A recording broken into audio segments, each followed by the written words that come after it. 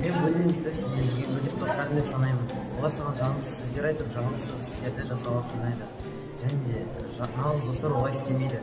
Өтірік достар олар сені әрқашан әр жерде бөліп, сені орталарына қоспайды. Мен соны буллинг деп санаймын. Часто происходит из-за того, что человек не такой, как все. Происходит оно из-за того, что человек отличается от других. Например, выглядит как-то по-другому, разговаривает по-другому, выглядит иначе.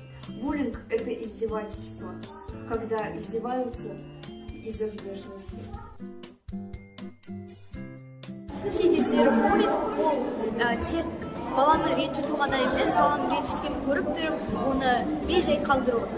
Ең бастысы, сен ешқашан баланы ренжітіп тұрған кезде, сен ешқашан бей-жай қалдырмау керексің. Бұл буллингтің жалғасуы болып саналады. Сондықтан сен бір баланың ренжітіп тұрғанын көрсең, оны мұғалімге немесе психологына барып айт. Буллинг – это игра, где кто-то пытается быть сильнее или важнее за счет того, что делает другого слабым или униженным. Но это не настоящая сила. Настоящая сила, когда ты помогаешь другим чувствовать себя лучше, а не хуже. Біздің әлемімізде көп әртүрлі адам. Біреуінің киімі басқандай жыртық болуы мүмкін, ал біреуінің денсаулығы жаман болуы мүмкін.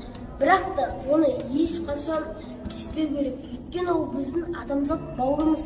Сондықтан оны құрметтеп, жасына қарамай, біреуінде жасы кішкентай болып, біреуінде жасы үлкен болып, соған тиісуге болмайды. Представьте, что кто-то постоянно называет тебя неприятными словами, смеется над твоими ошибками или пытается заставить тебя чувствовать себя плохо.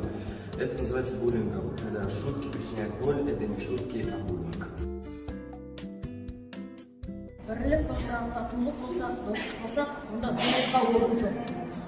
– это когда дети незаконно обзывают других детей, также приносят им телесные и моральные